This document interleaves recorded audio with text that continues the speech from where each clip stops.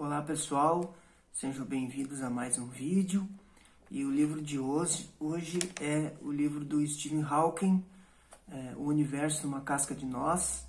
Nós já fizemos algumas resenhas, alguns comentários sobre o livro Uma Breve História do Tempo.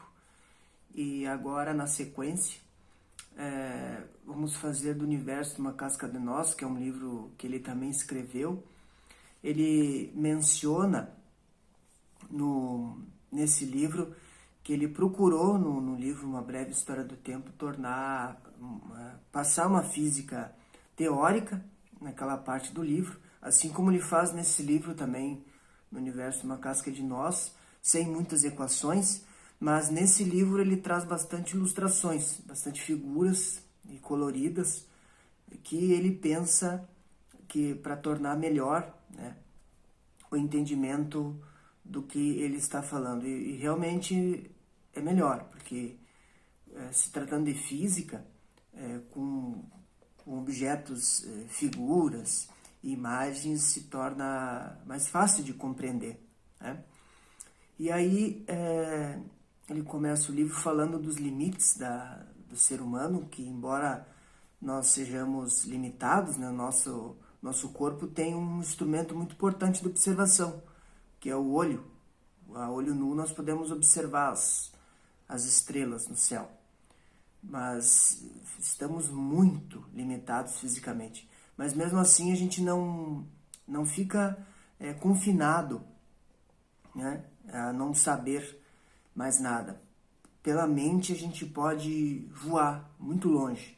E aí vem a questão do infinito, olhar o céu de noite, à noite, e observar as estrelas, não só à noite, mas à noite que a gente consegue observar mais detalhes, né? As nuvens, elas impossibilitam a observação do céu, das estrelas, enfim.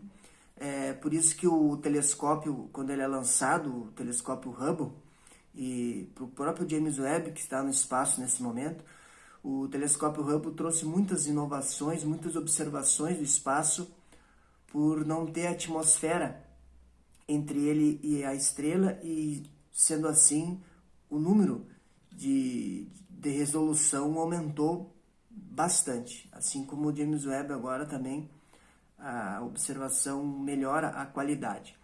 Então ele fala que nós podemos viajar pela nossa mente. Ele fala que os 2 primeiros capítulos desse livro, ele é muito importante, é como uma espinha dorsal, é como uma árvore, é o tronco da árvore, desses 2 capítulos para entender. Por quê? Porque ele fala no capítulo 1 e no capítulo 2 sobre Einstein e Newton. São 2 personagens de fundamental importância dentro da física, porque o Einstein, ele intrigou muito, não só na época de Einstein, mas a física teórica, ele menciona no livro que pode intrigar muito mais do que uma ficção famosa, né, nos cinemas. Então o Einstein, embora ele era um personagem social, político muito importante, né, porque ele defendia as causas sociais também, e ele diziam, né, que ele era mau aluno, diziam que ele era dislexo, que ele não entendia matemática, mas não é nada disso, né? Ele só não conversava muito sobre aquilo que não lhe interessava. Ele conversava, o Einstein, sobre os assuntos relativos à física, que é o que ele gostava, né? E ele estudou muito matemática. Ele foi atrás, buscou muita matemática para desenvolver a teoria da relatividade. O que ele era contra era a autoridade, ao autoritarismo, melhor dizendo, ao autoritarismo, que ele era muito contra isso, né? Então ele se imaginou viajando num feixe de luz. Ele tinha um poder, uma intuição muito forte de abstrair o conhecimento, o Einstein, e ele se imaginava sentado num feixe de luz, e a partir daí desenvolvia hipóteses sobre o que ele iria pensando dentro da física e iria traçando o seu objetivo, né? Tinha na época, ali com Newton, E um pouco ali com Einstein ainda tinha a questão do éter que preenchia o espaço vazio. Se acreditava que o éter ele era responsável por fazer o relógio diminuir a velocidade dos ponteiros, para ele retardar os relógios, né? Então, Maxwell e Morley, eles fazem um experimento muito curioso, que eles procuram fazer esse experimento para achar o éter, e no fim eles não acham o éter e eles provam que o éter não existe a partir desse experimento, né?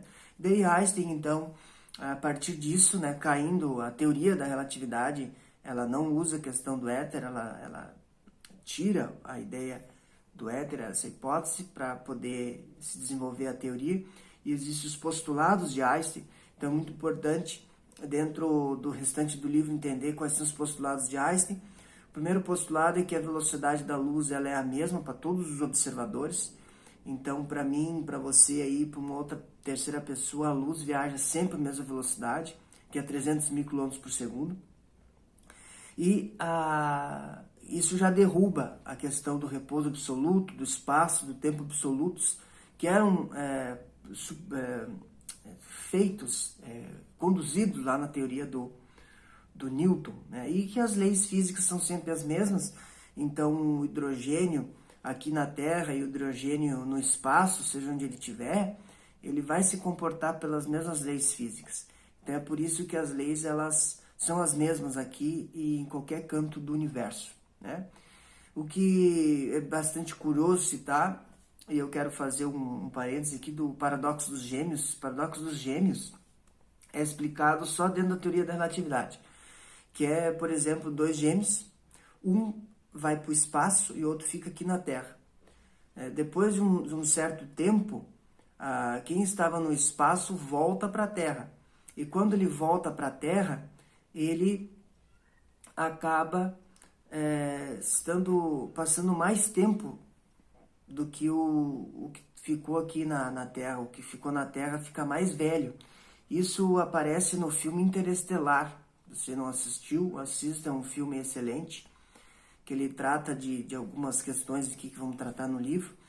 E essa busca da teoria consegue provar, teoricamente, o paradoxo dos gêmeos, porque não tem como um gêmeo ir para o espaço e o outro ficar e viajar à velocidade da luz, né? Além da pessoa ter que ir para o espaço, ela tem que viajar à velocidade da luz. E aí, após ela voltar, ela vai ver que o seu gêmeo que ficou na Terra é mais velho. Como que isso pode acontecer? Porque o tempo e o espaço não vai ser absoluto dentro da teoria da relatividade. O Einstein também estabelece uma equação muito famosa, E igual a mc², onde o E é energia, né, e m é a massa e c é a velocidade da luz no vácuo. Então, é a equivalência de energia e massa. Então, essas duas grandezas elas vão ter que se compensar. Então, se eu diminuir a massa, eu tenho que aumentar a energia, que é diminuir o comprimento de onda. Ao diminuir o comprimento de onda, a frequência é maior, e aí a energia também é maior, porque é diretamente proporcional a... Então, embora os átomos não se enxerguem, né, o raio alfa, por exemplo, os raios alfa, gama e o beta, são raios provenientes do Sol. Eles vêm do Sol e demoram mais ou menos 8 minutos até chegar aqui na Terra. E daí eles têm uma consequência muito grande se não tivesse uma proteção da Terra, o campo magnético da Terra e a camada de ozônio. Nós teríamos um estrago muito grande. Ou, ao menos, a gente não conheceria a vida como a gente tem ela hoje.